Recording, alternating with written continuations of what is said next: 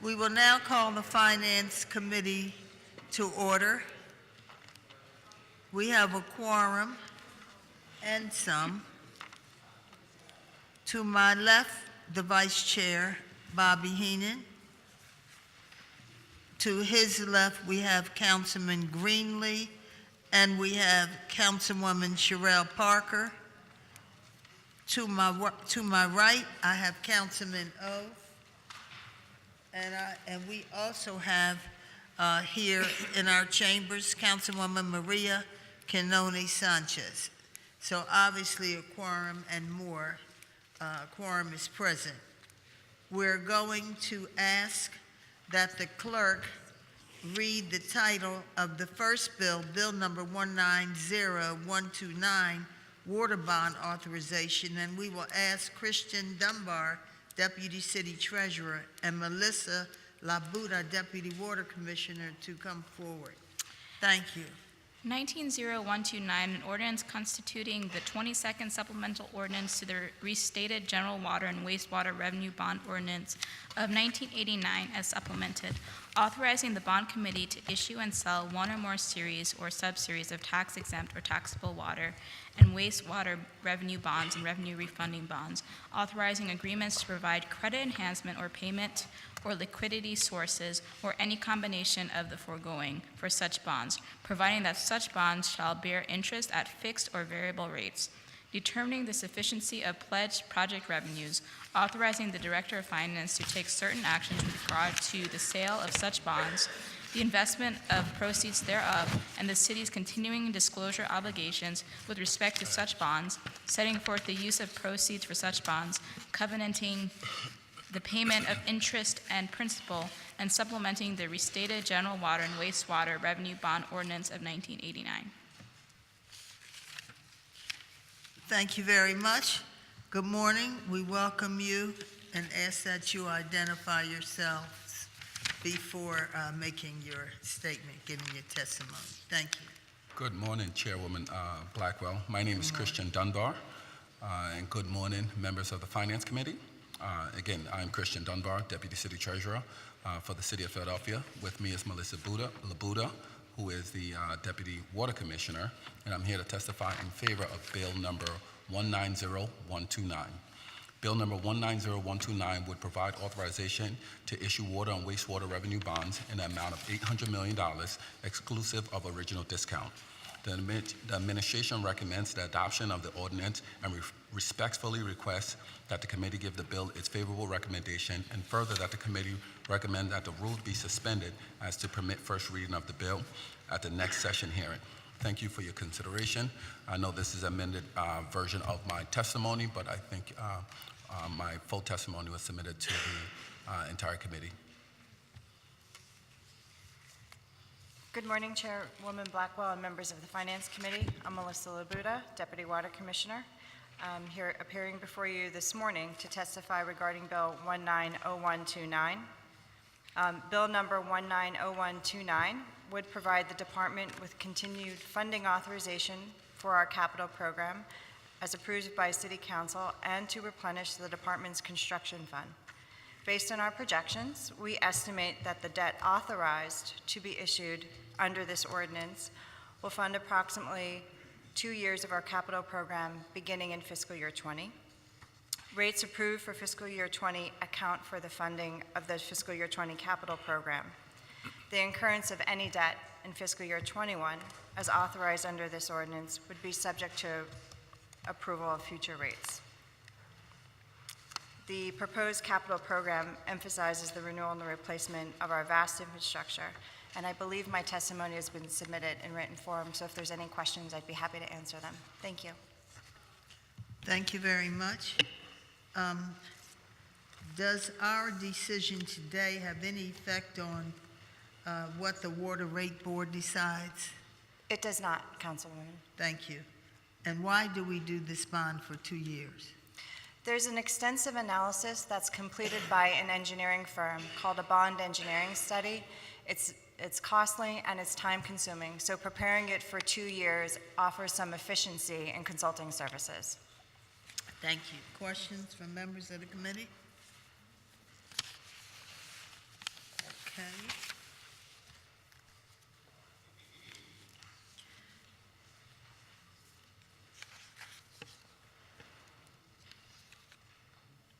All right, so we have no more questions. Thank you very much. We will now move on to Bill number 190135, Realty Transfer Tax, quote-unquote, value, definition clarification. And we ask the clerk to read the title of the bill and Frank Breslin, our Revenue Commissioner, to come forward. 190135, an ordinance amending Chapter 19-1400 of the Philadelphia Code entitled Realty Transfer Tax to clarify the definition of value under certain terms and conditions. Thank you. Good morning. Please identify yourself and begin your testimony.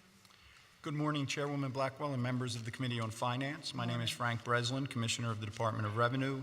I am here today to testify in support of Bill number 190135, amending Chapter 19-1400 of the Philadelphia Code entitled Realty Transfer Tax to clarify the definition of value under certain terms and conditions. The majority of Philadelphia businesses and residents pay their taxes and do not go out of their way to find opportunities for creating accounting loopholes. For most Philadelphians and for most real estate transactions, the calculation of the realty transfer tax is straightforward. There are, however, a small number of often very large transactions where the financial instruments and number of parties involved are very complex.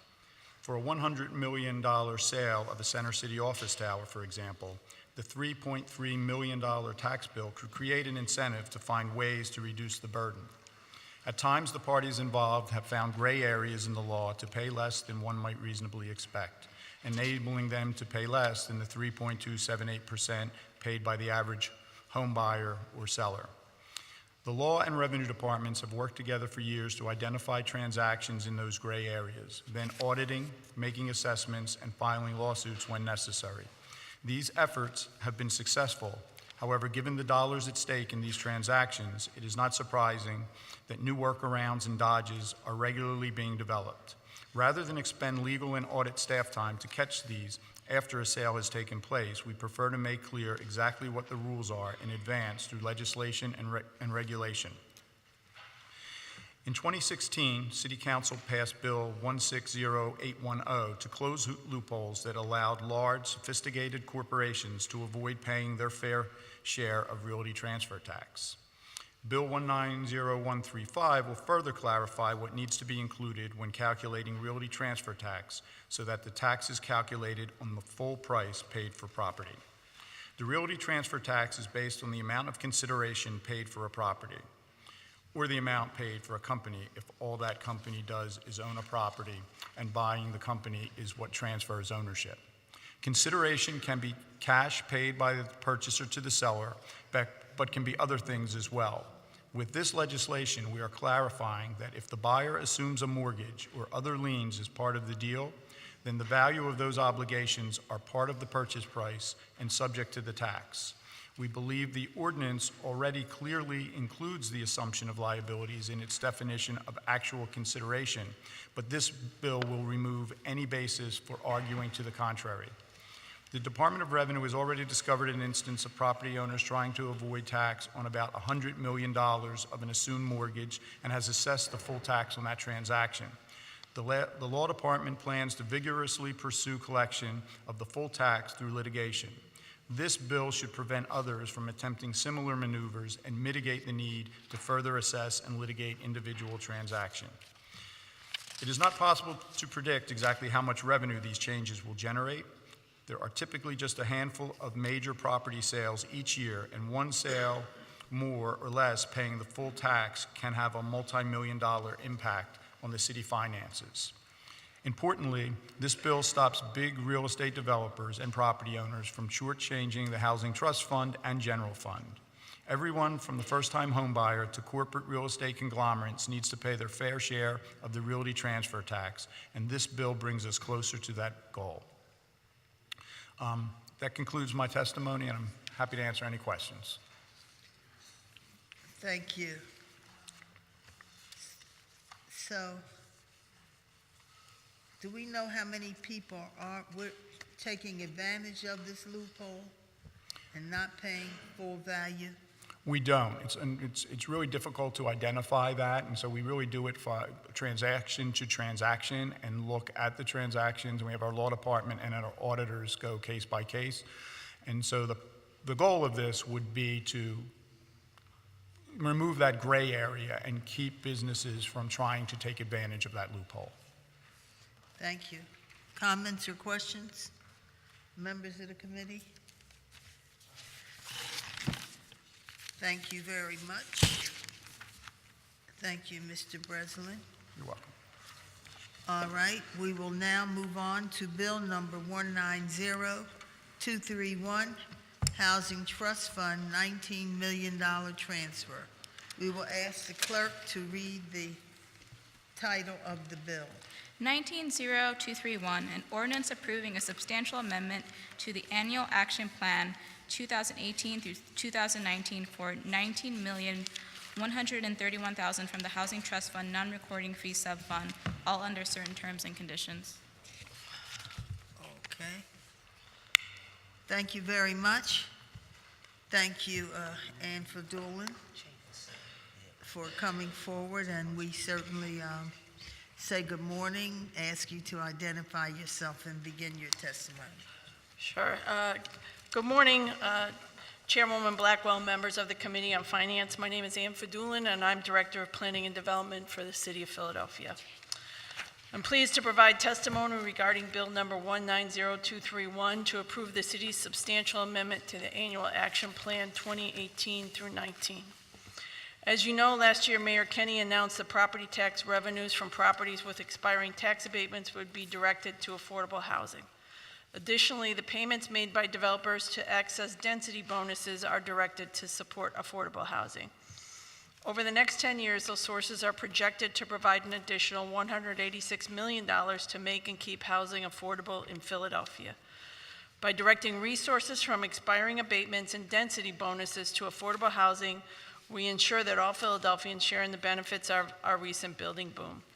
The first installment of this funding is $19 million allocated in this fiscal year. We will direct it to key initiatives in our Housing Action Plan.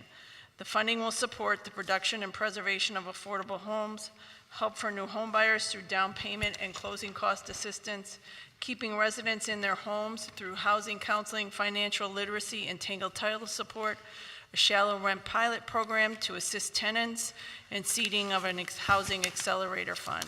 The Division of Housing and Community Development has published a substantial amendment to its Annual Action Plan 2018 through 19 for public comment. This is the first step towards utilizing these housing dollars.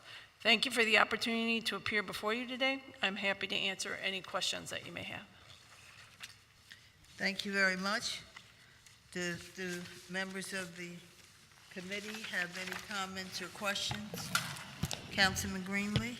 Thank you, Madam Chair. Just for the record, Ms. Fadulin, obviously this is just money through this fiscal year, right? Through June. Correct. So we have to allocate more for next year, right? Yes, so we will, at a subsequent hearing, that's probably going to be, I would think, in May, we will do the consolidated plan for this coming year. Right. And that will include, I believe, the estimate for that year is a little over $13 million. Okay. I just want to make clear, this is just through June 30th of this year. Correct. Right. All right. Thank you. Thank you, Madam Chair. Thank you. Any other comments or questions? Councilwoman Parker? Thank you, Madam Chair. Ms. Fadulin, when you outline what this funding will support, one of the things you talk about is a housing accelerator fund. For the record and the benefit of the public who's watching, can you give a brief overview of what that is? Sure. This is something we're basing off. A lot of big cities now are starting to do these accelerator funds. We anticipate taking some of this money. It's a one-time infusion, combining it with some other dollars that we've identified that would seed this fund. It would sort of sit at the bottom of the balance sheet. It'd be a long-term zero-interest loan that would provide credit enhancement and guarantees and a way for us to attract additional private capital, which would then be loaned out to support affordable housing. Thank you.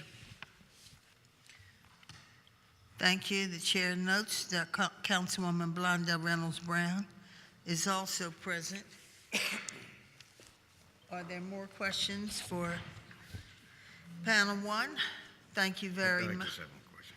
Thank you. Councilman Heenan? Thank you, Madam Chair, Sure. and thanks, Ann, for coming in. And this is sort of unfinished business and just, a process from last year's budget, FY19, as we approach, approving FY20. So we'll be back here.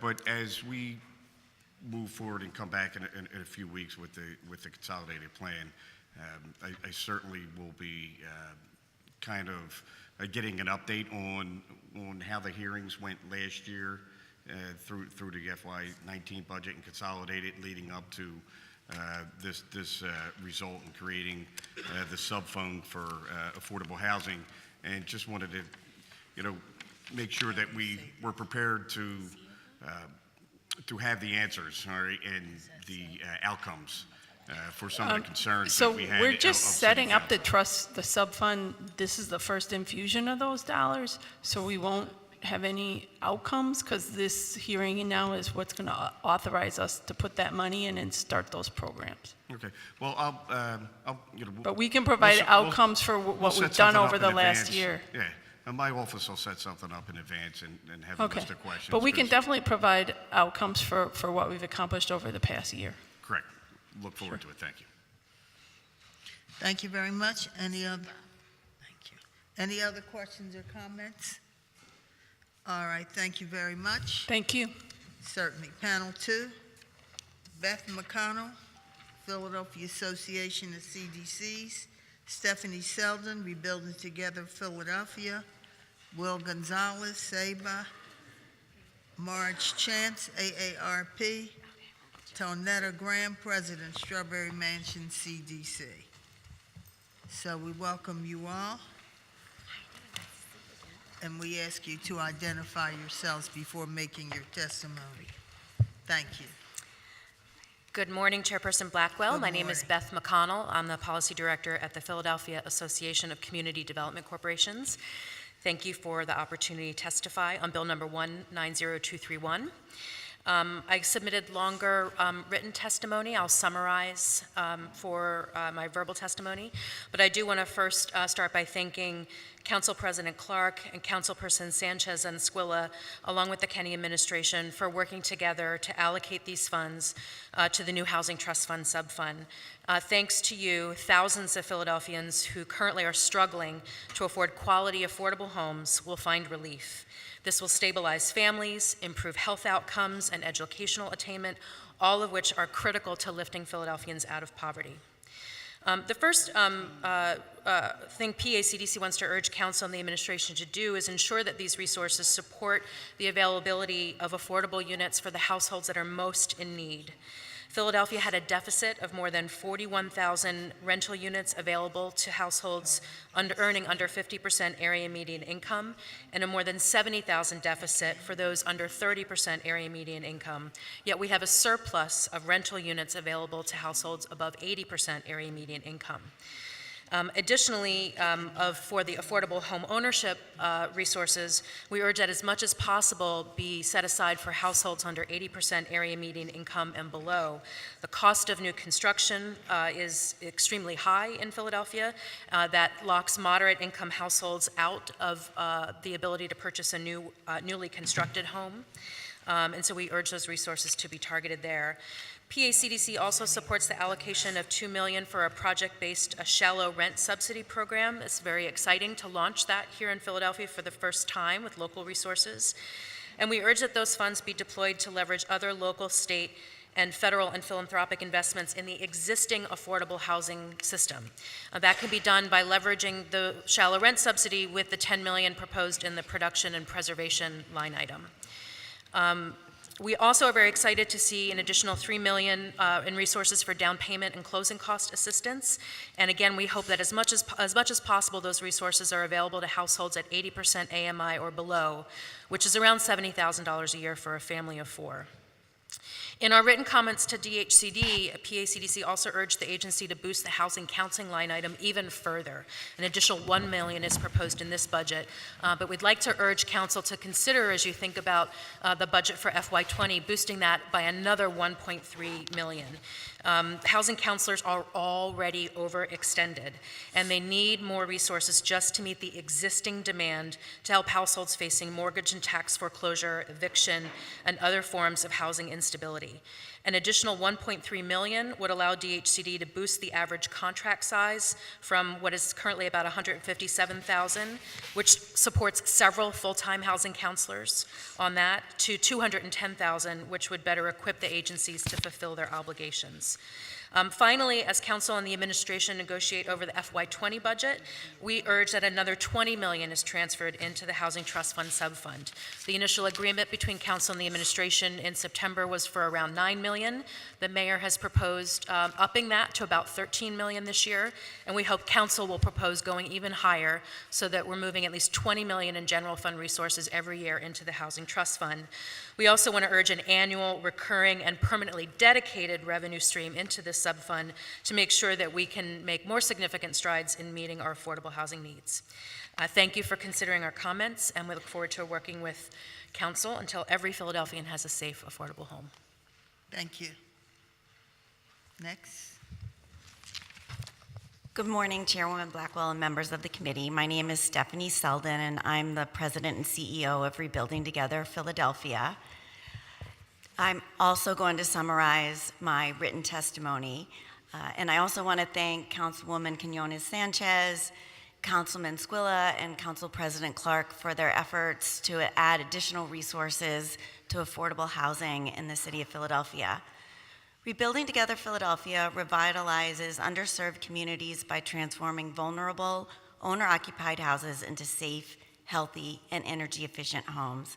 Volunteers and paid staff make home repairs in targeted neighborhoods to allow residents to remain in their homes, safely raise their children, and age in place, stabilizing neighborhoods and improving health outcomes.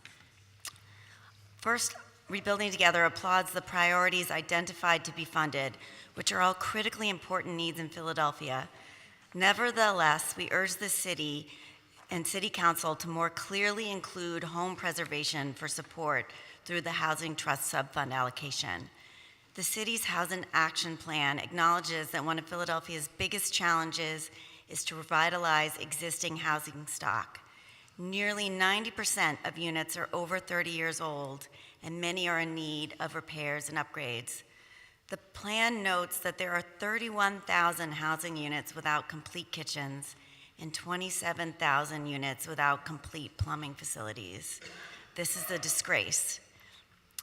The homes we live in are major predictors of quality of life and economic opportunity. There's substantial scientific evidence that people's zip codes are often more important to their health than their genetic code. So let me talk about who is receiving home repairs and who is being left out. BSRP assists homeowners with households who earn less than 50% of AMI. The new Home Repair Loan Fund can serve anyone up to 120% of AMI within their credit parameters and within their ability to repay a loan. The extraordinary investment in these two programs are both incredible wins for City Council and for home reservation. I sincerely applaud the additional resources provided for these homeowners. However, we've left out a group of homeowners who are above 50% of AMI and cannot qualify for BSRP, and those below 120% of AMI who cannot qualify for the Home Repair Fund. The Home Repair Loan. RTP urges the City and City Council to continue to prioritize homeowners with incomes under 50% of AMI, those that are currently served through BSRP. However, RTP also urges the city to use the Housing Trust Subfund to assist homeowners who need repairs and earn between 50 and 120% of AMI, who cannot qualify for the loan program. The need is there. Last year, Rebuilding Together received a $400,000 grant from the Pennsylvania Housing and Rehabilitation Enhancement Fund to repair 32 homes in Northwest Philadelphia for seniors earning up to 100% of AMI. RTP began outreach on October 1st, 2018. In just 6 weeks, RTP had expressions of interest from over 100 homeowners just in Northwest Philadelphia. However, we can only assist 32, and these resources will be depleted by December 2019. Let me tell you about Titania Body. She's lived in her house on Bouvier Street for over 10 years with her two children. Her son Xavier suffers from severe asthma and allergies. Replacing the carpet with vinyl flooring reduced dust and asthma trigger and reduced Xavier's asthma attacks. Titania also had her kitchen and basement doors replaced and secured, roof plumbing and electrical repairs, new handrails, and other repairs. Miss Body told RTP that as a single mother of 2 children working full-time, it was challenging to keep up with her home. Miss Body lives in West Oak Lane, a middle neighborhood. A middle neighborhood is comprised of reasonably affordable households, those earning 80 to 120% of area median income. A study by the Reinvestment Fund found that middle neighborhoods are often on the edge between growth and decline. Despite the fact that they are a source of naturally occurring affordable housing and that they have played an important role building opportunity and prosperity for their residents, this category of neighborhoods barely gets any attention. In Philadelphia, middle neighborhoods are home to 42% of the city's homeowners. DHCD proposes that $10 million of the subfund be used toward the development of affordable mixed income and workforce housing developments. While earlier language does include affordable housing preservation, implying that home preservation could be funded, the language is unclear and might be interpreted otherwise. We urge the committee to amend this bill to ensure that there is no ambiguity. The most affordable home is one already lived in. Today, Rebuilding Together asks City Council to clearly support owner-occupied home repairs as an affordable housing priority for the Housing Trust Subfund for those households earning up to 120% of AMI. Thank you. Thank you. Buenos dias. Good morning. Thank you very much for organizing a public hearing on such an important topic and for inviting us to testify before you today. My name is Marcos Lomelí. I'm a program coordinator at SEBA. I'm happy to be here to share the testimony of Will Give Gonzalez. us your name again. Marcos Lomelí. Spell it for M-A-R-C-O-S. Last name L-O-M-E-L-I. Thank you. I'm happy to be here to share the testimony of Will Gonzalez, SEBA's executive director. Mr. Gonzalez apologizes for not being here himself. SEBA thanks City Council and the Mayor for the infusion of $19 million to the Annual Action Plan 2018-19 from the Housing Trust Fund Non-Recording Fee Subfund. SEBA, however, hopes that the proposed infusion supports equitable development in Philadelphia at a time when the city faces serious challenges related to limited English-speaking populations not receiving the equal access promised by the Philadelphia Home Rule Charter and Executive Order No. 7-16. SEBA also respectfully requests that the proposed infusion of $19 million aim to help the people who need assistance the most. Foremost in this group is the Latino community of Philadelphia. The U.S. Census reveals that Latinos have the highest rate of poverty of any ethnic group in Philadelphia. 44% of Latinos live in poverty. That's twice the national rate of 23.5%. We are heartened that the proposed infusion seeks to devote $10 million to affordable rental housing production and preservation. We encourage the city to use community-based CDCs for affordable rental housing production. This is especially relevant in eastern North Philadelphia, as Latino CDCs have an excellent track record of affordable housing production and are leaders in their field. Using Latino CDCs in eastern North Philadelphia will magnify the city's investment in affordable rental housing production and preservation beyond the housing arena.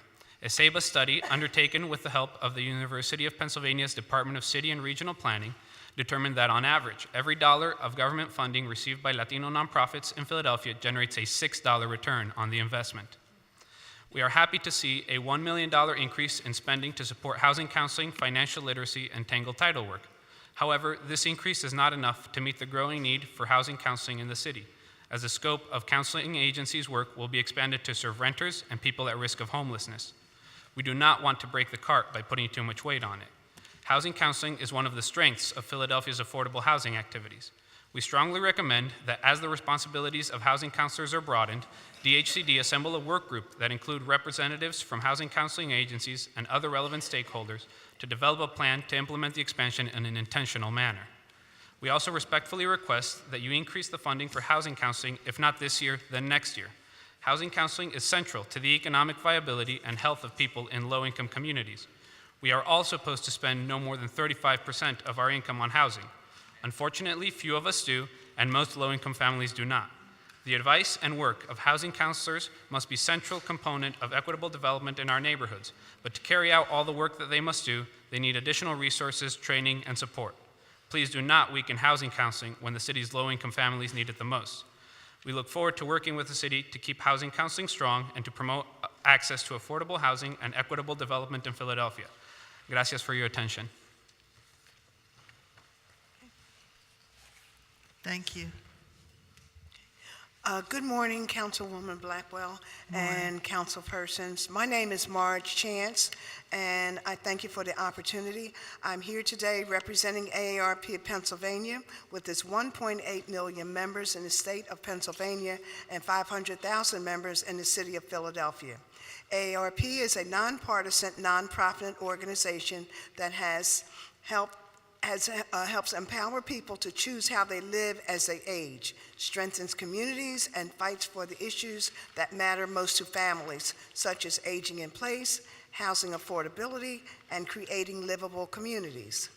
AARP Pennsylvania strongly supports the proposal to make $19 million in the Housing Trust Fund subfund available to better meet the needs of Philadelphians desperate for affordable housing. AARP is particularly concerned about the availability of affordable housing for older Philadelphians. In the United States, almost 20 million households with adult ages 50 and over live in them spend more than 30% of their income on housing. They are therefore considered, and I quote, housing cost burdened.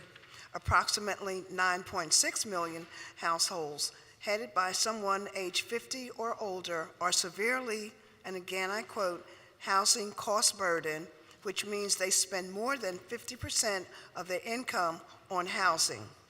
Housing cost burdens affect both homeowners and renters. Some older adults experience housing problems resulting from high costs, inaccessible home design features, disrepair, or all three of these things. These problems can reduce physical safety, increase isolation, and prevent people from aging in their homes and communities. A livable community contains a range of housing options.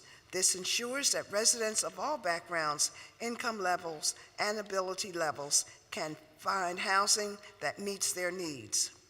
AARP supports Philadelphians' dedication to funding to address these issues. One of our key recommendations is that public and private incentives to preserve and create more affordable, accessible units and are developed and implemented.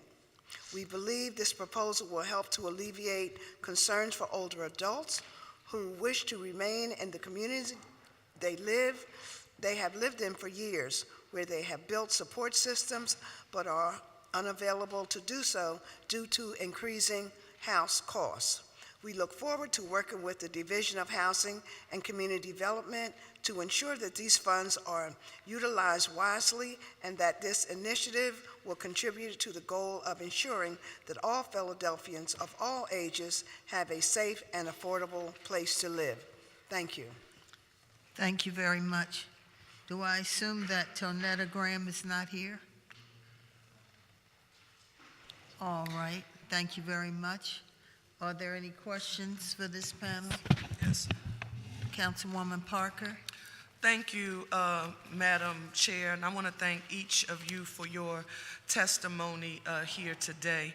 And I want to say a special thank you to you, Stephanie, from Rebuilding Together. And I have to just note this for the benefit of those who are home and who are watching.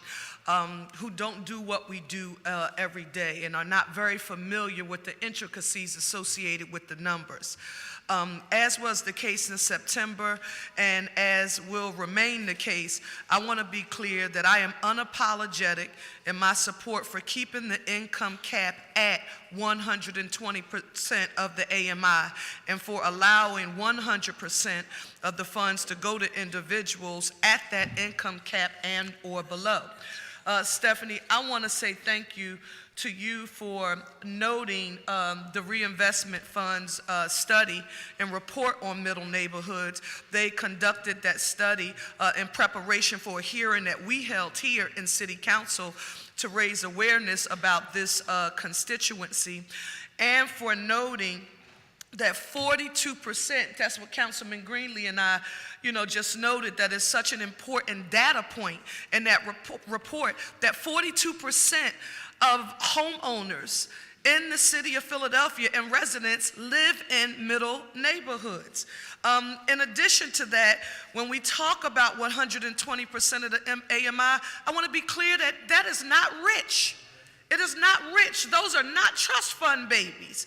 These are working class people, many of whom are living paycheck to paycheck in the city of Philadelphia.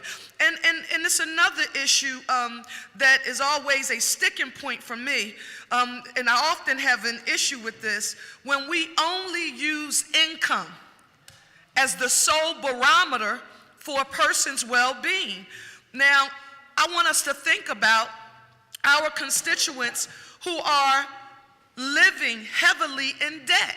So I want us to think about this. We're, Council President Clark and I and all members of council, we worked very hard when we generated that revenue that allowed us to float the bond, to get the funds, to eliminate that basic systems home repair backlog, the innovation and creativity that it took to create, restore, repair, renew.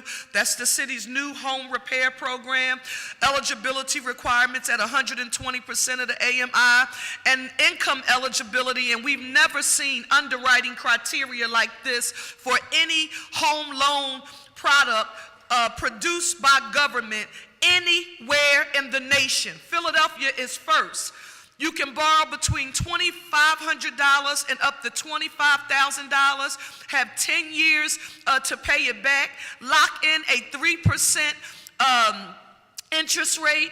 In addition to that, the floor for the credit score is 580. We are very proud of that underwriting criteria. But guess what? Some people are still not going to qualify because their debt to income ratio is still too high. So that means when we are talking about how we define poverty and those who are in need of assistance, I believe we need to think about mortgages, think about car leases, think about college loans for themselves, their kids, or even their grandkids.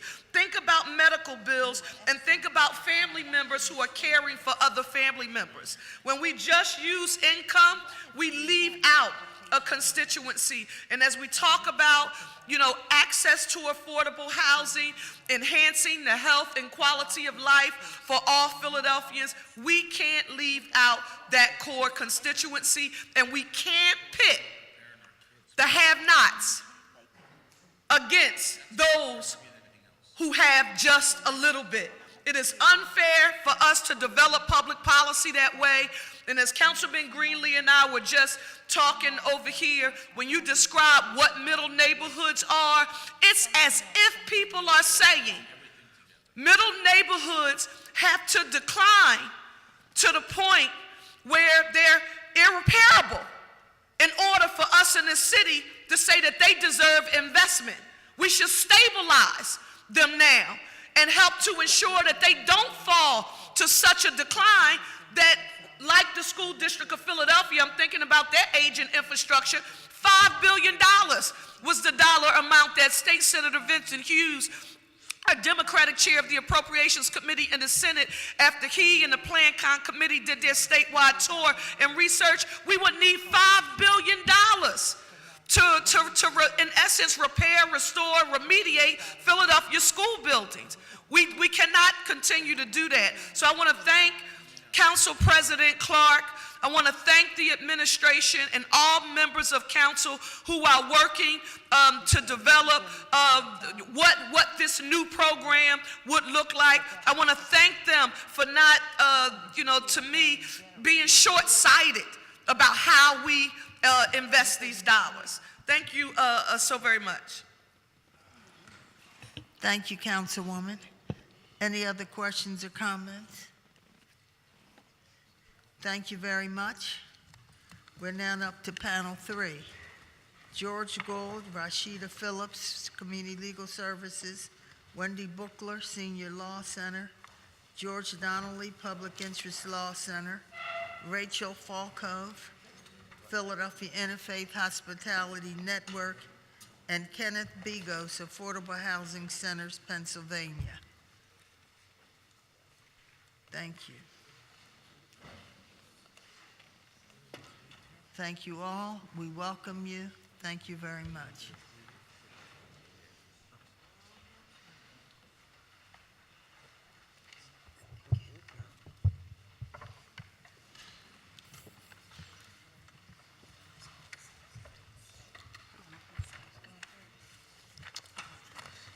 Good morning. My name is Rashida Phillips, Managing Attorney of the Housing Unit at Community Legal Services. Thank you, Chairwoman, for the opportunity to speak today. On March 7th, 2019, Council President Darrell Clark and other City Council members introduced legislation to establish the Low-Income Tenant Legal Defense Fund. The creation of this important fund recognizes the extreme harm that evictions cause to families and the city and the value of investing in legal representation to prevent eviction. The Low-Income Tenant Legal Defense Fund currently has no funding mechanism tied to it. CLS strongly urges the Mayor, Council President Darrell Clark, and DHCD to consider reallocating the Housing Trust Fund non-recording fee subfund to provide funding to the Low-Income Tenant Legal Defense Fund. Doing so will allow for continued scalable funding of projects like the Philadelphia Eviction Prevention Project, an innovative initiative assisting tenants facing eviction through legal representation, court assistance, financial counseling, a live hotline, a walk-in help center, community trainings, and educational materials. PEP is a collaboration across 6 organizations: Community Legal Services, Clarify, Legal Clinic for the Disabled, Senior Law Center, TURN, and Philadelphia VIP. Where the primary goals of the Housing Trust Fund are to address Philadelphia's affordable housing needs, housing preservation, and homelessness prevention, allocating funding to eviction prevention is in close alignment with those goals. There is a growing national understanding of legal representation as one of the most effective tools to prevent eviction, displacement, and homelessness, and as a result, several cities are investing in expanded legal representation programs for low-income tenants. In New York, for example, a year after passing a right to counsel for low-income tenants measure, 84% of tenant families were able to stay in their homes despite an eviction filing when the family had a lawyer. Right to counsel guarantees that any tenant who needs the assistance of a lawyer on their eviction case can have access to one. The Philadelphia Eviction Prevention Project has been incredibly successful, and yet it only meets a fraction of the need. Investing in legal services and a right to counsel for tenants is cost-effective and one of the best measures to prevent evictions, housing instability, and homelessness. A recent report of the Philadelphia Bar Association estimated that for every $1 invested into legal representation to prevent eviction, saves nearly $13 in costs to city services. Other reports, including the Mayor's Eviction Prevention Task Force recommendations, the city's recently released Narrowing the Gap report, and the Housing Action Plan, all identify several goals that would help fight eviction, displacement, and homelessness, including expanding access to legal representation for low-income tenants. Renters occupy 48% of homes in Philadelphia. Each year, tens of thousands of households face adverse actions related to their rental housing, including lockouts and other forms of illegal eviction.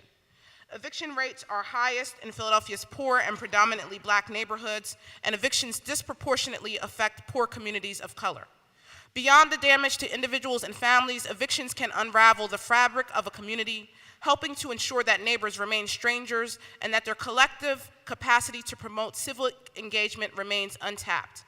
investing in eviction prevention and anti-displacement measures, including an increase in rental assistance and ensuring a right to counsel for tenants, has proven to be cost-effective in many other cities. PEP's preliminary findings demonstrate that tenants who saw a PEP advocate are more likely to show up to their court date, win their case, and enter into agreements with their landlords than tenants who did not have representation. Findings have also shown that only 5% of tenants with representation experience disruptive displacement as compared to 78% of tenants without representation. A continued investment in PEP to help expand to full scale could assist over 4,000 low-income tenants, making it one of the major anti-displacement efforts in the city. For these reasons, it is absolutely critical that the city continue its investment in legal representation for low-income tenants. For the current fiscal year, City Council contributions to PEP are $850,000 spreading across 6 organizations. An investment of $1.5 million in fiscal year 20 is an important and natural next step toward ensuring that PEP advocates can continue to provide expert and effective legal representation to tenants facing eviction and displacement, and in order to begin to meet the goals of the Low-Income Tenant Defense Legal Defense Fund. An investment of $3.5 million over a period of 3 years will enable Philadelphia to join the national movement to provide a right to counsel for our city's most vulnerable residents facing loss of their housing. Thank you. Thank you. Good morning. I'm Wendy Buchler from Senior Law Center, Legal Director. Thank you, Chairwoman Blackwell and members of the Finance Committee for this opportunity to provide Senior Law Center's perspective on the critical need to fund housing programs and access to justice for Philadelphia's older adults. Thank you. We know that you all join us in believing that our parents, grandparents, senior veterans of World War II, Korea, and Vietnam, and all older Philadelphians who built our great city deserve our attention, respect, and enhanced responses and services. I'm here to tell you that older people in our city are struggling. Almost 1 in 2 Philadelphia seniors lives deeply in or near poverty levels. We have the poorest senior community in the country, and one of the largest. Seniors need your attention, and they need our services to help them to live safe, healthy lives of independence and dignity, to not languish in poverty, abuse, exploitation, and homelessness. We're here to ask that you ensure that older Philadelphians are made a priority in the city's housing plan. Senior Law Center is an independent nonprofit organization that protects the rights of older Pennsylvanians. We're the only nonprofit organization dedicated to providing legal representation to Pennsylvania senior citizens, and we're the primary provider of legal services for older tenants and homeowners in Philadelphia. Our attorneys provide free, critically needed legal assistance to thousands of seniors each year, with our greatest percentage of requested services being those of older adults facing housing crises. We also run the only statewide legal helpline geared toward Pennsylvania residents who are 60 and older, reaching all 67 counties on all civil legal issues affecting their lives, including homeownership rights and tenants' rights. We receive over 200 calls per week for assistance from some of the most vulnerable citizens of our Commonwealth, many of them facing housing issues. I'd like to briefly share a few statistics regarding seniors in Philadelphia that demonstrate the potential impact of increased funding for housing programs for this community. Among the 10 largest cities in the United States, Philadelphia has the highest percentage of seniors and the second highest percentage of seniors in poverty, with 42% of our seniors also being disabled. Over 82,000 Pennsylvanians alone are also raising grandchildren, great-grandchildren, or other children at risk, and their homes are often the homes of intergenerational families, and the impact of homelessness has impact on many generations. In Philadelphia, almost half of all renters spend more than a third of all their household income on rent. 28.4% of Philadelphia homeowners spend more than a third of the monthly household income toward mortgage payments. Seniors face particular challenges to mitigating the negative consequences of this significant financial burden. The mean annual Social Security income of Philadelphia is $15,944, and the mean retirement income is just over $20,000. Even with these basic public benefits, which serve as the most common sources of individual income for seniors, 18.8% of seniors in Philadelphia, almost 1 in 5, live below the federal poverty level, with almost a quarter of them at less than 125% of the federal poverty level, and almost 1 in 2 living at below 200%. National research demonstrates that at this level of income, seniors struggle to pay for one or more of the critical expenses of daily living: food, medicine, and shelter. It is clear from these statistics that housing costs, whether toward rent or mortgage payments, are a huge drain on our poorest, oldest population of Philadelphia. The city's recent Housing Action Plan identifies several potential programs that would help meet the existing crisis in senior housing in our city. For homeowners, the plan identifies several programs which would significantly benefit our seniors, such as a low-income senior tax freeze and income-based real estate tax abatement for longtime homeowners. While property tax assistance programs can help ease the financial burden on senior homeowners, the city must also replenish the Housing Trust Fund.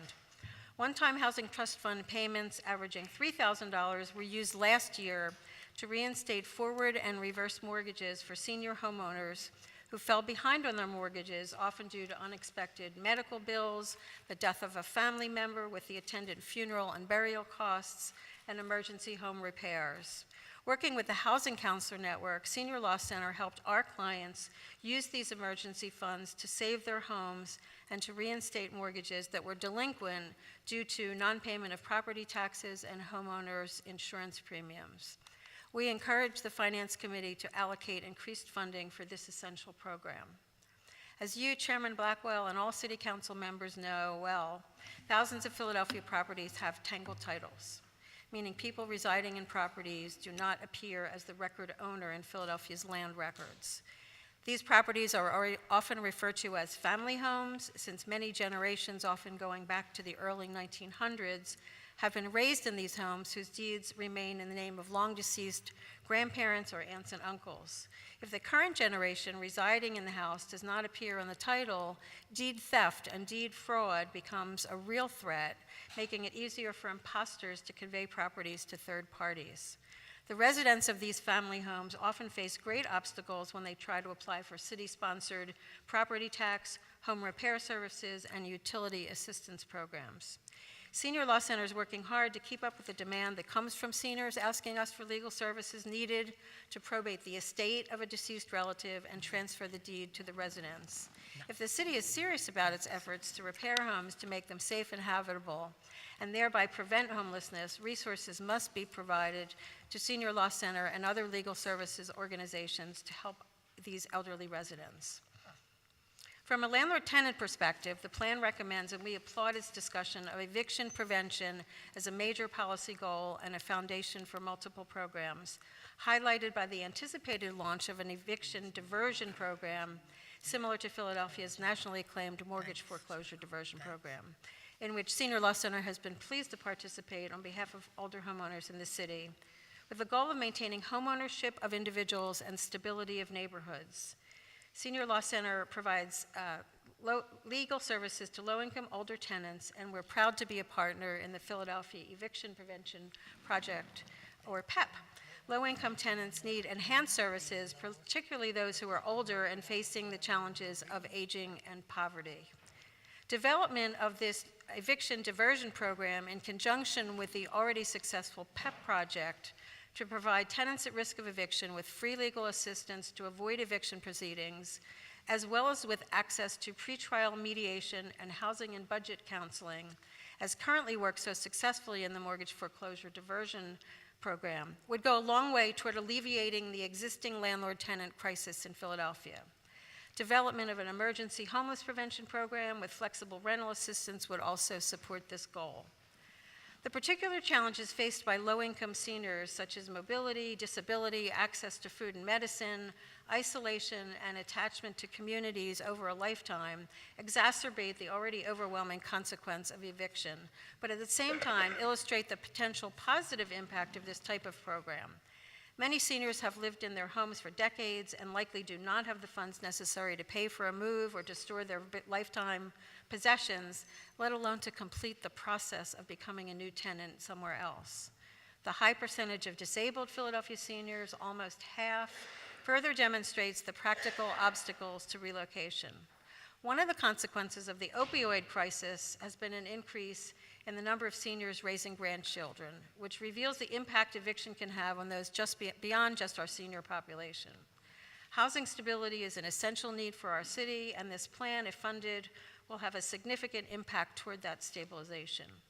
In order to stem the tide of massive evictions in Philadelphia, increased funding must be specifically devoted to programs such as PAP that have already proven helpful in this area. Early data shows the success of this project in providing counsel for previously unrepresented tenants facing eviction in landlord-tenant court, as Rashida gave details on. A dedicated allocation of funding to this and similar initiatives would provide increased support for eviction prevention efforts that can benefit not just seniors, but tenants throughout our city. Please ensure that senior tenants get the targeted service they need through this project. Increased funding will also enable programs that have strained to more effectively meet demand with a much broader base of seniors in need. For instance, with the demand for new affordable senior housing skyrocketing, increased funding to help keep seniors in their current homes can stem the flow of seniors to this group. One such program, our Senior Law Center Triage Project in Mortgage Foreclosure Diversion Court, provides critical help to housing counselors and homeowners who are facing mortgage and reverse mortgage foreclosure. Last year, however, in just the first 8 months of our DHCD contract, our invoices for this program exceeded 100% of the funding. So we had to pay for those last 4 months of the year ourselves out of other funds. And although we continued to handle these cases during the final quarter, the use of other funding sources was necessary. Increased funding for our homeownership services is critically needed. The impact of our work is clearly demonstrated, and the older homeowner population and their needs will only continue to grow as 10,000 Americans turn 65 each day. I know you join us in believing that the seniors in our city are in need and deserving of significantly increased assistance and resources to protect and maintain their homes, enable them to age in place in their communities. With the new availability of these funds, we ask each of you and all of our city leaders to make a demonstrable commitment that we value the seniors in Philadelphia, those who came before us and upon whose shoulders we all stand. We stand ready to work with you, and thank you for your time. Thank you.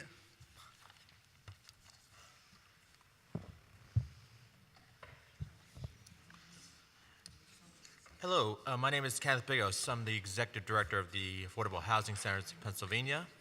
We are Say a HUD. that again. Yeah, say that? Say your name again? Kenneth Bigos. Yes. Yes. We are a HUD-approved housing counseling organization that has 2 offices, one along North Broad Street in North Philadelphia, and a second office in Northeast Philadelphia. I would like to thank Chairwoman Blackwell and the Finance Committee for allowing me to present my comments to today's hearing. As a housing counseling organization, ACOPA assists households in preparation to purchase their first home and assists distressed homeowners that are facing foreclosure due to delinquent mortgage and or real estate tax payments. In 2018, we served over 1,200 households. Most of these households we serve are low and moderate income, people of color, female-run households. I'm here to testify about the importance of housing counseling and the need for additional funding resources from the local level to support its mission to serve Philadelphia households, particularly its vulnerable populations. I'm also here to express the need for the City of Philadelphia to increase the grant amount given to income-eligible first-time homebuyers. I request that the significant allocations from the Housing Trust Fund non-recording fee subfund be dedicated for those services and initiatives. In our first-time homebuyer program, the services that ACOPA housing counselors provide include educating households on how to qualify for a mortgage, the nuances of the home transaction, the responsibilities of home ownership, and money management skills. Counselors provide guidance to households that seek to purchase a home. A plan is established to determine how much they can afford, what steps they need to take to build their credit history, and how they can be able to access down payment assistance resources. In the last 3 years, ACOPA has counseled 300 households that successfully purchased their home. This includes a client that purchased their home last summer who was homeless from 2013 to 2016. ACOPA also works with households that are at risk of foreclosure. Distressed homeowners turn to housing counselors to sometimes perform miracles to resolve their mortgage delinquency to help them stay in the home. Last year, our office assisted a Philadelphia police officer that lives in Northeast Philadelphia obtain a modification to stop their foreclosure on his property.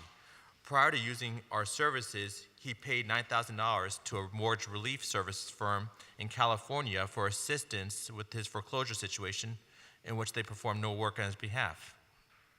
A challenge that the agencies that offer housing counseling services will soon face the requirement that all housing counselors will need to be certified by HUD as of August 1st, 2020. This is an exam which tests the person's knowledge on mortgage affordability, financial management, fair housing, mortgage foreclosure, resolution options, and tenant rights. Any housing counselor that has not passed this certification exam by August 1st, 2020 can no longer serve in their role. Based on the services we provide and the accreditation that we will need to obtain to perform our work, resources are needed to make sure existing housing counselors are fairly compensated to perform the necessary services for the community. Our industry will face the challenges of retaining and recruiting talented, competent, and compassionate individuals. I also want to express my support for the City of Philadelphia to increase the amount of assistance given to low and moderate income households, first-time homebuyers who purchased their first home and that receive housing counseling assistance to at least $5,000. Recently, the City of Philadelphia increased the down payment assistance grant for first-time buyers from $500 to $1,000. This is a great first step. However, it is insufficient for low and moderate income households to overcome one of the biggest barriers associated with purchasing a home, the cost of the home transaction. The increase in the down payment assistance for first-time income eligible buyers will influence lenders and realtors to refer their clients to housing counseling services. Many industry professionals want their clients to avoid the advice that we provide to clients because we may recommend them to purchase a less expensive home that they could afford and or wait a few months to purchase a home after they improve their credit and or savings. Increasing the down payment assistance grant for the first-time homebuyers will benefit the city in multiple ways. First, it will send the tide of the loss of owner-occupied properties. Having additional resources for low and moderate income households looking to purchase their first home will increase the market eligibility for eligible home buyers and can better compete with buyers that are looking to buy properties for investment purposes. The second reason increasing down payment assistance grant will benefit the city, it will reduce the risk of foreclosure for Philadelphia homeowners because they have engaged a housing counselor prior to purchasing the home. In addition to the services I mentioned that housing counselors can provide, counselors can make recommendations on proper loan programs that the homebuyer can pursue. This may save the homebuyer $100 a month of financing costs, which is $36,000 over the 30-year loan period. For a low and moderate income household, this is a significant savings. Over that period, they can be able to use that savings to replace a roof, furnace, 2 hot water heaters, and do some plumbing and cosmetic repairs. Plus, many studies have reported the value of housing counseling to reduce the risk of foreclosure compared to those who purchased their home without receiving housing counseling services. I thank the Finance Committee and Chairwoman Blackwell for having this hearing to hear our testimony. I ask you to seriously consider our comments to determine the appropriate allocation of these resources and how they can effectively be implemented. Thank you very much. Thank you. I want to thank Chairwoman Blackwell for holding these hearings on this important issue. Thank you. And I want to applaud the fact that $19 million is going into the Housing Trust Fund, which is very important. My name is George Gould. I've been an attorney at Community Legal Services and worked in the area of affordable housing for almost 50 years. We're clearly seeing in this city a housing crisis for low-income families. The income level is 120% of area median income, we believe is high. That's a substantial amount of money. However, we do agree with Councilwoman Parker's analysis that in some cases you have to look at other factors beside income, such as mortgage and insurance and things like that. And these obviously have factors on people's ability to get by on a day-to-day basis. However, We believe that 50%, and others will talk about it, of these funds should be targeted to families who are below 30% of area median income. We think this is very important. Philadelphia continues to have a very high poverty rate, and it's just critical that money be targeted to these families. We also think it would be helpful if more monies can be put in, because the Housing Trust Fund is a unique process where monies can go to help for affordable housing. Thank you. Thank you, Mr. Gould. Thank you, Councilwoman Blackwell, and committee members. My name is Rachel Falkov. I serve as the Executive Director of Philadelphia Interfaith Hospitality Network. We are a homelessness prevention, shelter, housing, and basic needs program for extremely poor families, those living at or below 30% of AMI.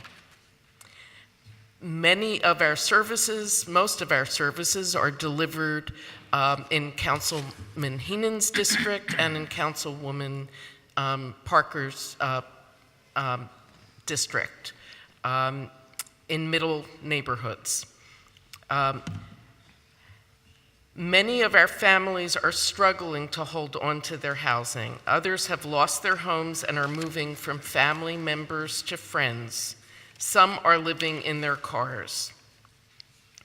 Our homelessness prevention program is a recent addition to our offerings, developed in response to families coming in who had already sought shelter at the Apple Tree Center and were turned away for lack of bed space.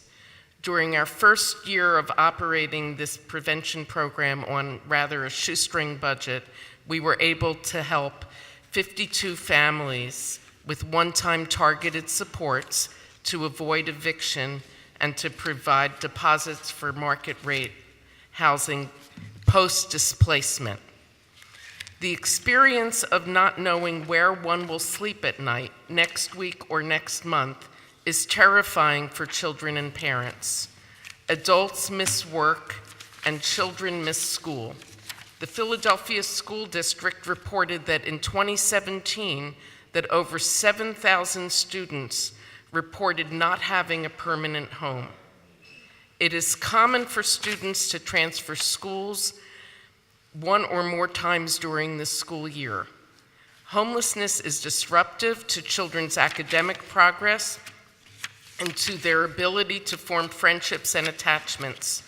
It ruins academic advancement for students and prevents them from growing into qualified workers. For adults, the distraction and worry of homelessness prevents them from being reliable employees.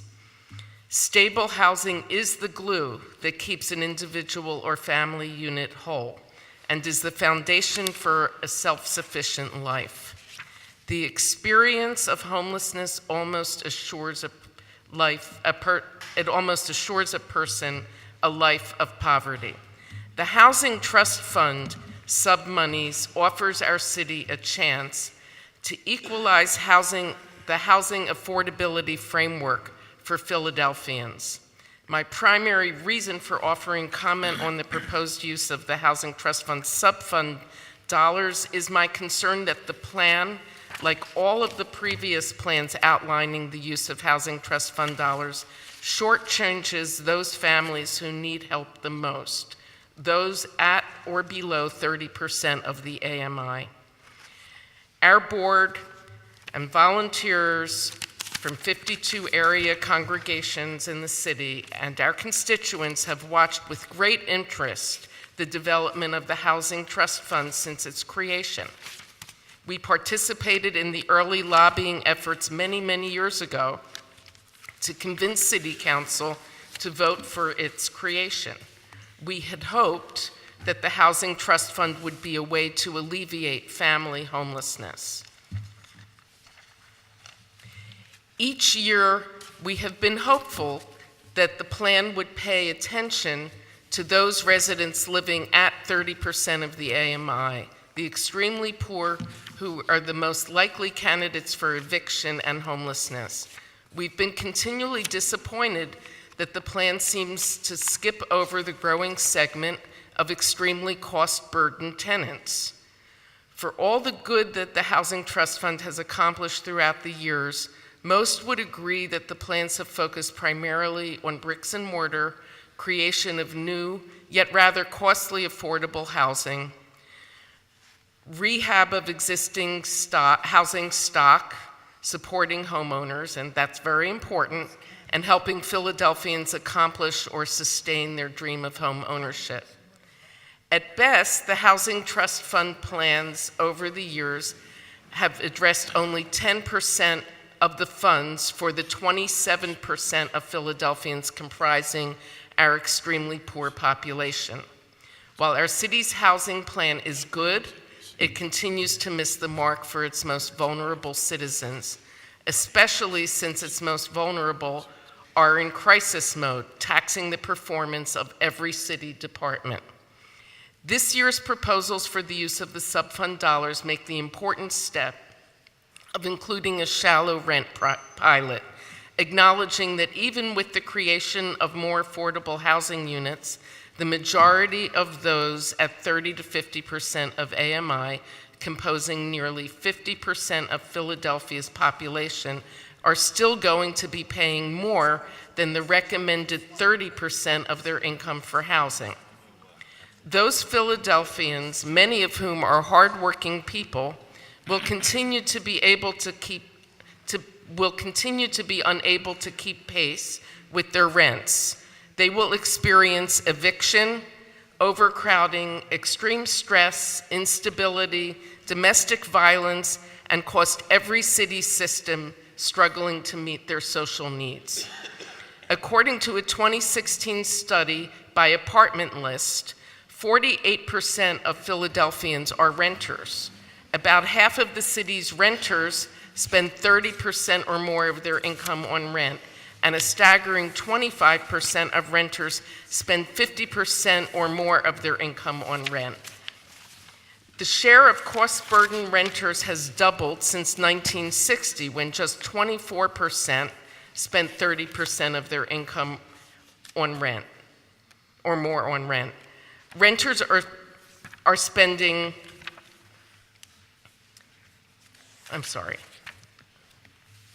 Renters are significantly more cost-burdened than homeowners, with only 28.3% of homeowners spending 30% or more of their income on rent, compared to 49.7% of renters. Only 11% of homeowners are severely cost-burdened, less than half the rate for renters. Homeowners tend to have higher median incomes and are more insulated to price changes once they have purchased a home and signed a mortgage. Lower income and cost-burdened households are less likely to become homeowners, as it is difficult to save enough for a down payment. Unfortunately, this creates a cycle where poor families are stuck in the rental market, struggling with increasing rents and unable to build wealth through home ownership.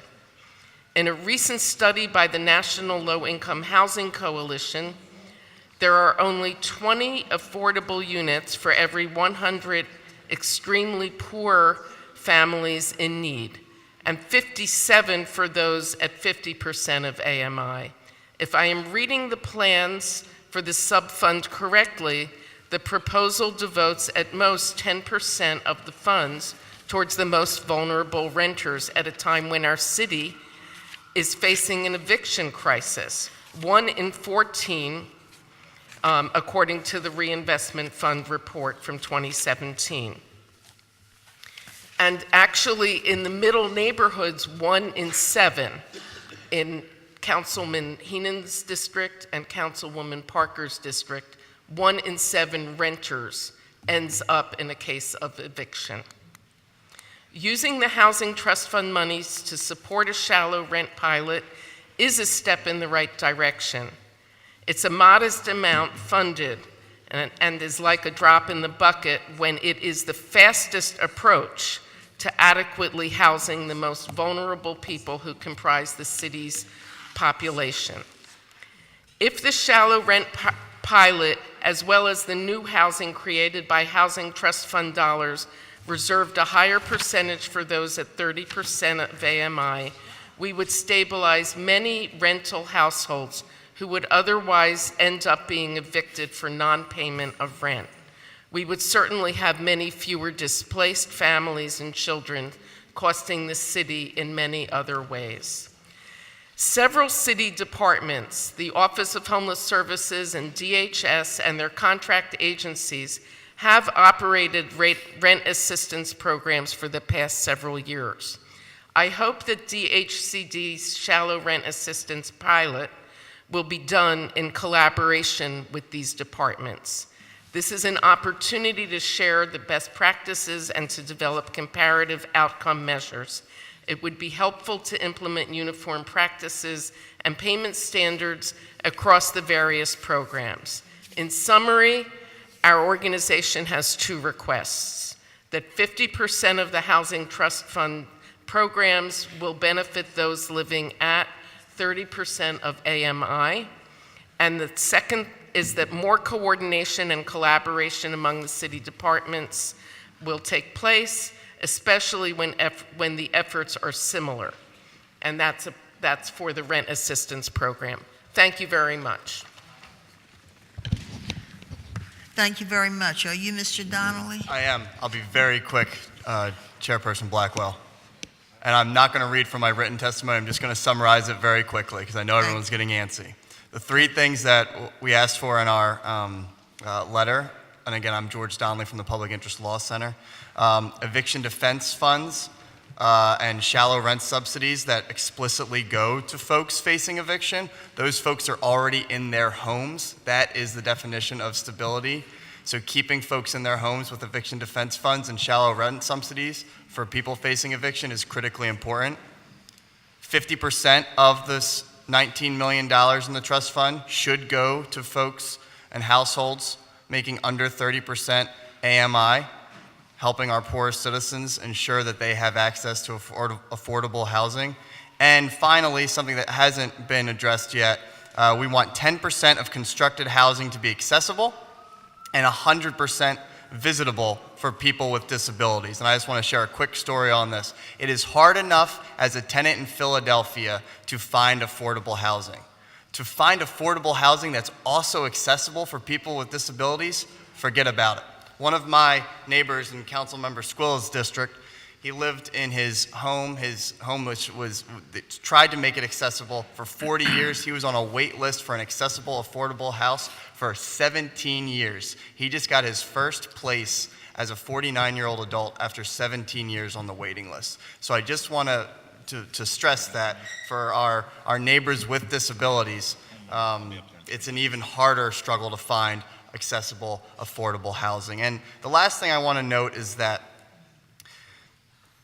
I've been really pleased with, I feel very fortunate to be working in this area at a time when City Council is taking the rights of renters so seriously. Councilmember Parker has introduced legislation, Councilmember Reynolds Brown has introduced legislation, both of which were passed.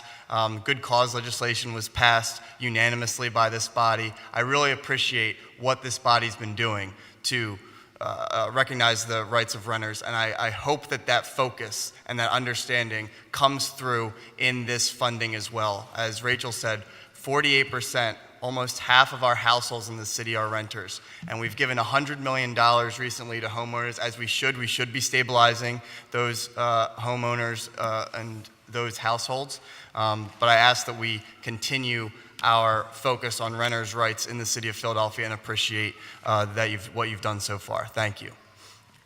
Thank you very much.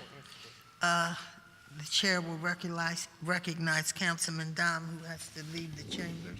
Thank you, Madam Chair. I do have another commitment, but I wanted to be recorded as voting aye on all bills. But I do have a question before I leave for Ms. Phillips, if possible. Sure. And that is, in the legal representation, I want to make sure I understand what your request is. it says that currently you're getting $850,000. And are you requesting an additional 1.5 or the difference between 850 and 1.5? We are requesting that it be increased up to 1.5 for the next fiscal year, and then hoping to see an investment of 3.5 over 3 years to provide a full right to counsel. So are you asking for another 650 on top of the 850? My math is not great, but yes. Okay. Yes. And then my question is, if it's 1.5 for this year, how would it be 3.5 for 3 years? Well, in the future, we would like to see going forward that there be a total investment in that we increase up to 3.5 million, because according to the Stout report, an investment of 3.5 million annually will get us, a full representation for people who need it. But we, as legal services, would not be able to absorb 3.5 in 1 year, so that's why we're asking to see it. So is the 3.5 for a 3-year period or per year? A 3-year period total, so whatever that 3.5 divides up That's where I'm each confused. year. Why do you're asking for 1.5 for 1 year, but for 3 years, you want basically 1.15. I'm just wondering if it's enough money. No, 3.5 over 3 years. So we want to, so the total investment would be 3.5 million annually eventually. We want to see that Oh, you increase want up to to build it up to 3.5 Yes. over 3 years? Exactly. I understand it now. Okay. Yep. Thank you very much. Thank you. Thank you, Madam Chair. Thank you. You're welcome. Councilwoman Parker? Thank you, Madam Chair, and want to say a special thank you to each of you who testified. You know, we rely on you so much for providing constituent services to residents throughout the city of Philadelphia, and particularly when they need legal representation, because we, even those of us who have attorneys on our staff, they are not allowed to provide, direct legal advice to our constituents. And even when we may agree to disagree on the details every now and again, I want you to know that we appreciate you and what you do. To Wendy at Senior Law, I wanted to say to you, thank you so much in your testimony for raising awareness about that issue of reverse mortgages, and talking about the number of seniors who fell behind on their mortgages for a number of reasons. And it was with that in mind that I wanted to make sure I got on the record that we held a hearing here in this city council, and the Reinvestment Fund conducted a study for us on March 16, 2016, about reverse mortgage foreclosures in Philadelphia. And I know you were here and you testified, but Councilwoman Blackwell's district was #1. Councilwoman Cindy Bass's district was #2, and the 9th Councilmatic district was #3. And I wanted us to get that on the record, because I wanted it to show that race, socioeconomic status did not discriminate in where these people with these reverse mortgages who found themselves in foreclosure, where they were. It was in your district, Councilwoman, and mine. So even if the number of people living in deep poverty in those areas, those stats actually differ, there's still the seniors suffering from issues like reverse mortgages and being in foreclosure. So I wanted to note that for the record. I also wanted to thank Senior Law for, again, just talking about the demand for new and affordable housing for seniors. The demand, it is so increasing. In a district like the 9th, we are like, and Councilwoman Blackwell, I say to you, Councilman Squilla, Johnson, sometimes I get a little frustrated, right? Because I don't have some of the problems that you all are having, because we're landlocked. And we don't have lots of space to build new, affordable, particularly senior housing. So, any small slither of anything that we can think of. We're trying to encourage developers of senior housing to say, choose here, because our people want to stay where they own their homes. They want to stay in the region because their family is there, their church is there, and it's what they know. So I just wanted to tell you that I appreciated your bringing that issue up in your testimony. And if there are any developers, looking for a place to build new senior housing that is affordable, I ask that you please consider looking in the 9th Councilmatic District, and we will work as hard as we possibly can to help you. Thank you. Thank you very much. Thank you very much. Now we will hear from Panel 4, Kathy Desmond, People's Emergency Center, or PEC, Christy Clark, Women's Revitalization Project, Zach Davidson, Lutheran Settlement House, and Robert Rivera, ACT UP, George Matthews, ACT UP, Robert Woodhouse, ACT UP, and Tanya Curry, ACT UP. Thank you.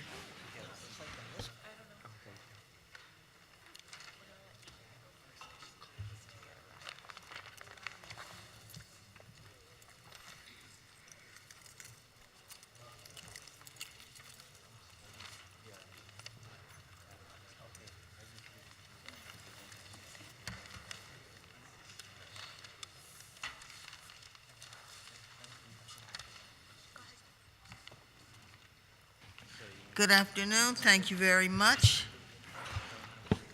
Please identify yourself to the record and begin your testimony. Good afternoon or good morning. My name is Tanya Curry. I'm here with the ACT UP organization. I just want to thank everyone for allowing me to share my testimony with you guys. I was hoping that today we made some kind of movements where we can be of more help into the homeless areas, is where I found myself after being a homeowner for 14 years to bringing in a certain bracket of income to now homeless on the street today with nowhere to go, no income or anything else because of situations that's happened that beyond my control. I was able to experience a lot out here for over a year now, 14 months, and it's traumatic. And I guess I just want to know if we can try to do a little bit more in these areas of the homeless. I've never been homeless before until now, so I did not know how bad things are out here, how bad they are out here. I do understand that we are living in America and we have abundance of money here, and to help other people I think is great. I think I was raised to take care of home first. And I'm just asking if we can just take care of our own people at home as well as other people abroad, and just allow us to get back on our feet that fall, those who are in the poor areas that have never gotten a chance to get up, the middle class that has fallen down. And there's a lot of that going on. And, even to the shelters, I was in a shelter from December, was just replaced from one to go to another one, and that's traumatic as well. It's a lot of physical, mental things going on here, and we're trying to see if there's a way that we can get stable, and more funding will help that. Fernwood East, they're closed up and their beds are empty, and we're still out here with nowhere to lay our heads at night. I think it's horrible. I'm asking for help, not just for myself, but for all the other homeless people. And it seems like the single women is where a lot of the gap is. In a certain age, I'm over 40, I'm single, my children are grown. I have no children to go in a shelter and say I need housing, and they'll give me housing. So I'm just bounced around from living in my car for several months after one shelter, then another shelter. And I'm just asking that if we can just do a little better somewhere, somehow. And this journey has taken me on a whole new outlook in life where I see where there's need and help, and where I decided to stand on myself and join the movement of helping. I believe if you're not a part of the solution, you're part of the problem. And with my medical health, physical, mental, I'm still going to do what I can do to help in these steps. And I just really want to just let you guys know that I'm not going to be long. I'm not a long speaker or anything like that. But I do thank God for where he sent me, because out of the help that we've gotten, some help, and it allowed me to now be a proud member of the Poor People Economic Human Rights Campaign, because those are one of the people, along with ACTS, who stepped out and helped me, and that's how I'm trying to get back up on my feet now. You know, it's hard. I've come from having income, don't have to worry about anything. I've come from middle-class area in Philadelphia as well. I didn't know it was still this, I didn't know it's worse now than it was years ago, because I seen them cleaning up the streets and I thought things were better. And I see it's not. It's just placed somewhere else and pushed around in different areas. So I just want to just thank you for allowing me to stand here, sit here and testify in front of you, and wishing for your help and, you know, everything. Thank you. Thank you, Ms. Curry. I ask that you, my office is the last one at the end of this hall, and ask for Penny. We'll try to help you. And thank you for making that testimony. Now, what's so sad, it wasn't like this years ago, is that we don't have transitional housing we need. So when you get out of shelter, there's no place for you to go. We have had good programs and programs with PHA and others where folks like you and other mothers and even families and even fathers had places to go and play with or without children. But it's tough now because, you know, you go in the shelter for a while and you come out and you say, now what do I do? Right. So that's real tough. And you know, 23 years ago, I was in a similar situation. I was not homeless, but I left a situation that wasn't healthy for me, and my child was 5 years old at the time, and we went into a shelter system, and we got help then, and that's when I had a fall, and I had to nurse myself back up to health. I said, well, you know what? I did it before. I don't have my baby with me. It's just myself. I can do it now. And then I was in for a rude awakening. But I think Sherry wants to say a couple words. I just want to, she's nice, I'm not. Hello, everybody. I'm Sherry Honkala from the Poor People's Economic Human Rights Campaign. I just want to say that Tanya is currently homeless right now because of the closing of the Fernwood East shelter. We were told that there was no money, and we're helping her in our shelter right now. At a time when the city is littered with homeless people, and especially single women, and everybody is running for elected office, we're looking forward for somebody to step forward by Monday and champion this issue and find the money for that shelter. Because if we have a rate where we have more units for luxury units versus homeless women in the city of Philadelphia, something is wrong. So Monday, we intend to house those women from Fernwood here at City Council if somebody doesn't step forward and figure out how to get money out of the budget, keep that shelter open, or follow through on the commitment to provide affordable housing for these women. Thank you very much for letting me butt in here. Well, we thank you all for being here, and we checked with Homeless Shelter about Fernwood, and they said it happens this way every year. They're open so many months, and then they close at this point in the year, and that is really, really tough. We've had some women in our office from Fernwood. Yes, and for our understanding, when we came to your office, it was 9 Yes. of us. This was the first year that they were trying with the women, and somehow, some way, we all got different messages from OHS, I believe it is. I was told when I went in December that this was permanent shelter till I get my permanent housing.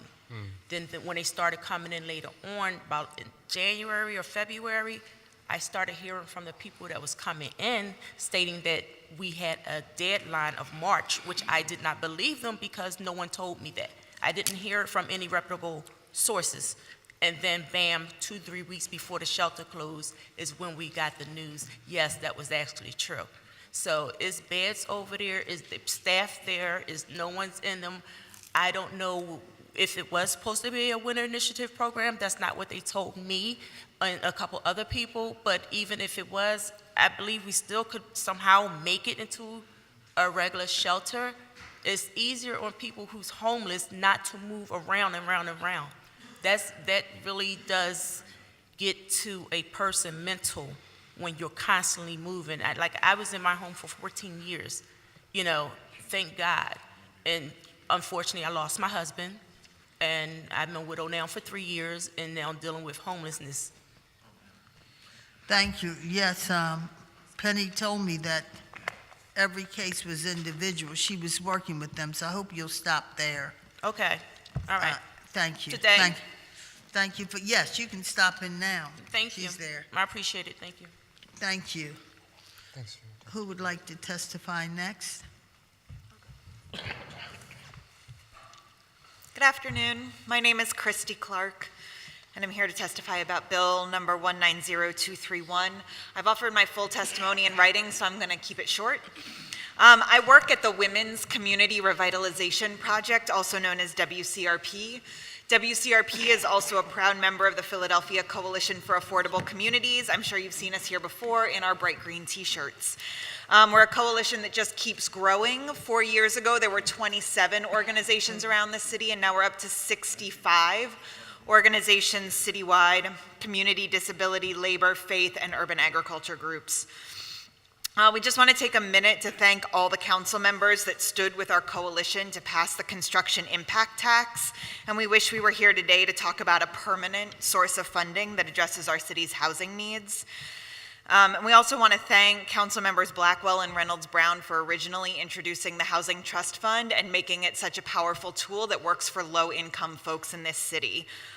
We care about expanding the Housing Trust Fund because it's a program that has traditionally worked, especially for very low-income people. There has been an increased emphasis on home ownership by members of council, and while we recognize the value of that, half of our city earns less than $40,000 a year for a family of 4, and a full third earns less than $20,000 per year. Getting a mortgage and buying a home is well out of reach for these Philadelphians.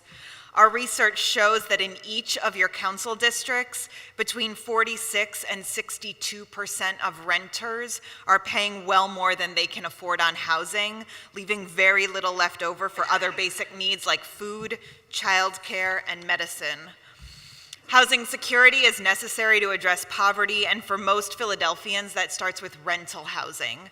We want the Housing Trust Fund to continue to prioritize affordable rental development for low and very low-income households. We want you to amend this year's proposed allocation. Specifically, we want you to commit half of the $12 million being set aside for new construction, preservation, and shallow rent subsidy to go to households earning 30% or less of area median income. Without that guarantee in writing, we are not confident that the money will go where it's needed most. We also are pleased to see a shallow rent subsidy pilot in the works. At WCRP, most of our 274 tenant families earn around $8,000 per year.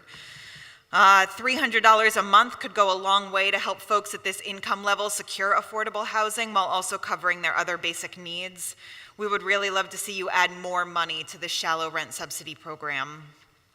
We are also calling on you to increase the budgeted commitment to the Housing Trust Fund from $19 million to $35 million this year and every year. We applaud the administration and council for finally appropriating money from the general fund to the Housing Trust Fund, and we're calling on you to make the money match the need.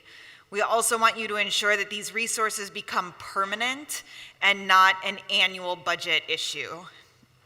We want you to stand with us to ensure that any new resources coming into the Housing Trust Fund serves the programs and the people that it has historically served. We're ready to work with you to ensure that low and very low income residents can afford to stay in the communities they call home. We invite you to stand with us to ensure that Philly's not just a city for those with wealth, but that it's a city for us all. Thank you. Thank you. Good morning. Morning. My name is Zachary Davidson. I'm the Housing Stabilization Specialist at Lutheran Settlement House. I'm basically the guy in the who spends the funds in the Housing Stabilization Fund and speaks with families who are going to be recipients of those funds. In this capacity, I'm tasked with the challenge of utilizing prevention and diversion tactics to lessen the influx of families who are experiencing homelessness and preventing those families from entering our emergency shelter system in Philadelphia. Since December of 2018, I've received over 300 referrals for my program and have met with over 160 households with the help of 2 part-time interns. With each referral, we conduct an assessment of the household's housing crisis and try to establish a housing plan that's pretty feasible. One example would be one of our clients named Patrice. She's a 32-year-old single mother of 1. She has a bachelor's degree and works at a nonprofit agency here in Philadelphia. She lost her job in November due to a recent diagnosis of a brain tumor. She was not eligible for FMLA and subsequently spent through all of her savings, and then she fell behind on her rent. She had resources, but not enough to keep herself stably housed through that crisis. In working with her landlord, we were able to get her the funding for those arrears that she owed, and her landlord was gracious enough to not go through the court proceeding process.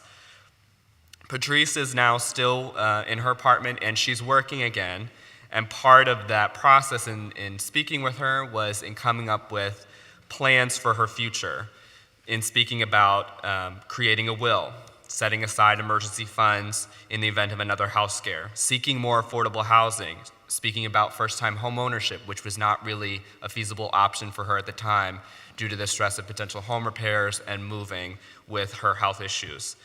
The reality is that, as it was already said, is that 48% of all Philadelphians are currently renters.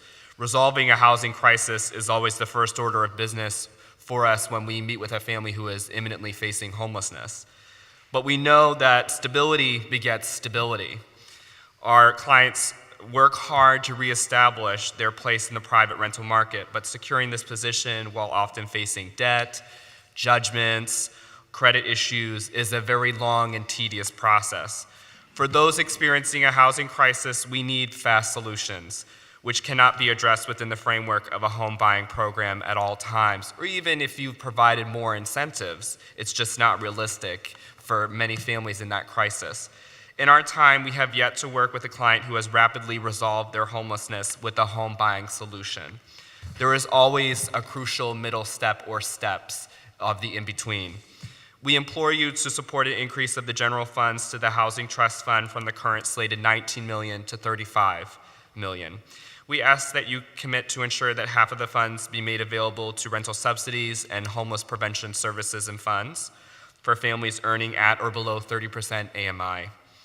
We need these funds in perpetuity until we see a drastic rise in local wages, affordable housing stock made readily available to our population, and an end to predatory eviction processes.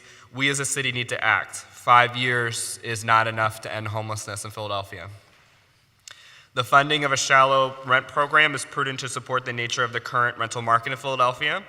The rental market is fast becoming the system's go-to solution for homelessness. As you pointed out, Councilwoman Blackwell, that there isn't much of a after time of shelter solution there. It's rental properties. And the rental market, as I said, is becoming the solution for our supportive housing stock as affordable housing is becoming more scarce in Philadelphia and non-existent options for many families. Increasing the funds made direct to low-income households is also good for Philadelphia business owners. We work with a lot of landlords who are women-owned and minority-owned businesses, and they're committed to working with programs like ours and working with families who are in this vulnerable financial state. These are landlords that express to us that going to court is often a lose-lose situation for them, and they view part of their wealth and their businesses as something that's very important to the communities that they live in. Thank you, Council and Finance members, for your time, and please consider us and this effort as we work to create a more equitable reality for Philadelphians. Thank you. Good morning. Good morning. My name is Robert Woodhouse. I'm with the ACT UP Philadelphia. What's your name again? Robert Woodhouse. Yes, yes. Thank you. I'm a member of ACT UP, and I am 68 years old. And I have problems. The problems is that the problem with homelessness is that I can't afford it because I'm only getting $771 a month income through SSI. And it's just that the problem with this is that, I'll say, oh yeah, you can get apartments, but that's not gonna do it because my credit's kind of shallow, I have problems. And I have to live with somebody, live with somebody to make ends meet.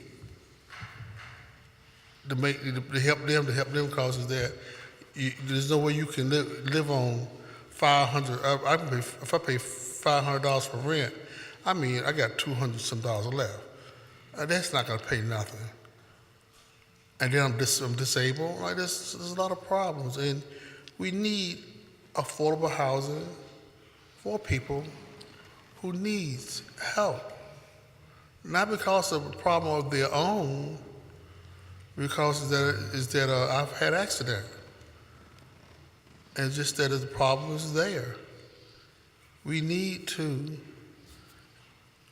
have a funding in there to help other people. Because if you that 10%, if you go get that 10% of people who have this disabled, but if you build them up, you're going to build other people up. You're not going to. It's not going to end up zero. You build them up, and you can build up. You can see things grow and get better. People get proud like that, and they will work. You work with them, they work with you. A handout is great because someone else had a handout for us too, and we need that hand. And if we help those that help themselves, you get help too. You see a positive in of what you have been doing. And I'm still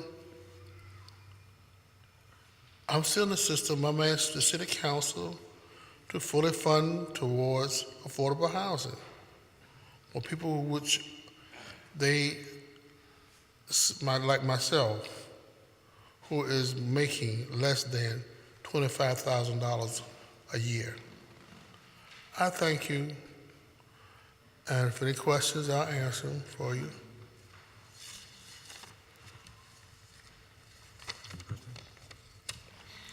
All right, good afternoon. Well, we thank you, and we all agree that we shouldn't have people who don't have some place to sleep and who don't have the food they need and would like to have. It shouldn't happen really anywhere in America, in our country. We've always thought that way and always fought against it. My office is always open to you, any of you, and we thank you for coming down and standing up for you and for people in your circumstances, and we'll do our best to help, so keep in touch. Thank you. Good morning, Morning. Councilwoman, and my name is Robert Rivera, and I am here on behalf of Active Philadelphia and Project Homes. Thank you. For months ago, I was homeless, straight out, for months, and recently I just got into Safe Haven through Project Homes, and I also got hired through Project Homes at the same time. And I'm just here to help the community because, I'm dealing with, numerous people each and every day through Project Homes is, don't got nowhere to go because, for instance, Sunday breakfast is getting closed and moved to a new location, and they is being asked to move. And I got mad friends is being harassed by cops each and every day, and it's and they call me and to their aid, and I can vouch for them on numerous occasions. And once all these shelters, the young lady was just talking about her shelter just closed recently, that it's a whole bunch of abandoned houses on my block where I live at, on my Safe Haven and everything.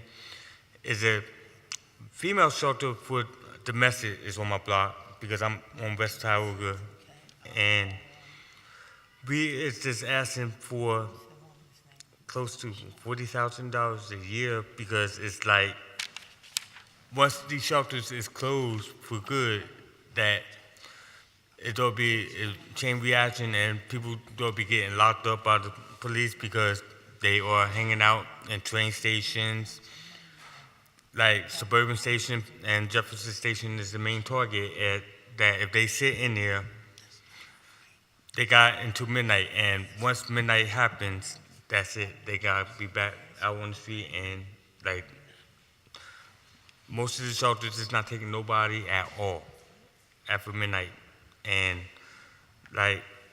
I'm grateful to be in the Safe Haven, but I speak for where I came from because I'm 51 years old, get ready to be 52 in 2 weeks, and I'm really concerned about this matter because it's I really care about a lot of people, and this is where I came from and everything.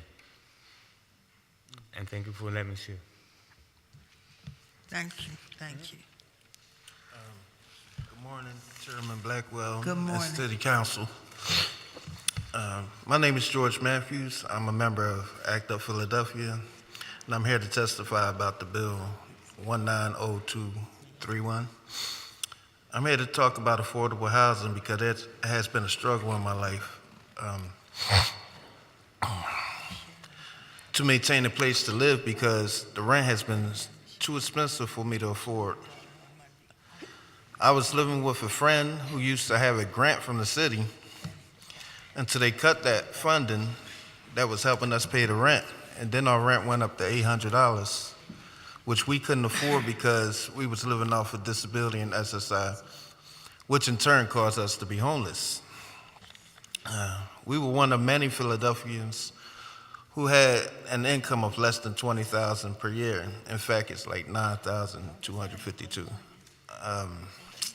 Many others need affordable housing just as myself. Not having housing has had a great impact on my health because I have a chronic health condition. We need more affordable housing because many like myself are dealing with chronic conditions and are homeless right now. Right now, I'm blessed to have a room, which I could barely pay, but I'm blessed to have it.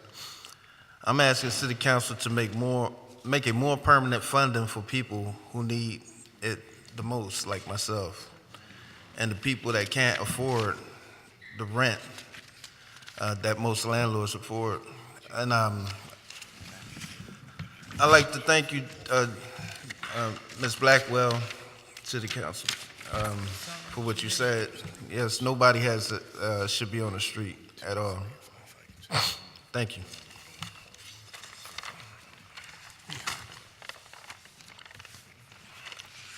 Thank you. I thank you all for coming, and I always regret that we have to go through these times where people don't have what they need. The women are still waiting and threatening to demonstrate, and again, we don't feel that we should be where we are in our city, but we're committed to doing what we can to make it better. I thank you all for coming down, and thank you for standing up for what people need. I thank you. Anybody have any comments? Thank you all. Thank you all. God bless you. I take it that PEC is not here. Kathy Desmond. Thank you very much. Is there anyone else who would like to testify? Do we have five?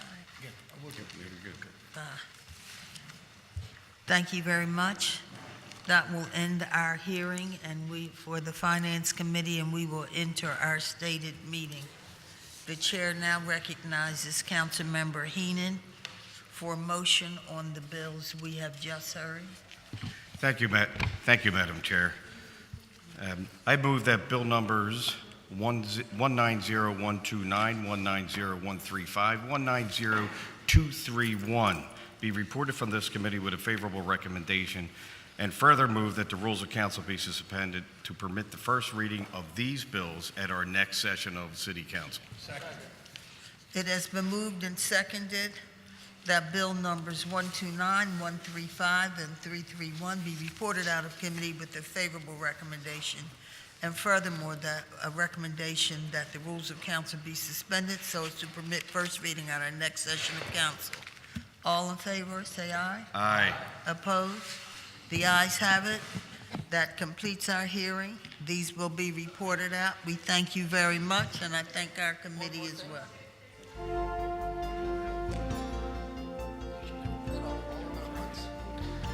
Thank you very much, and thank you all who are here. Thank you.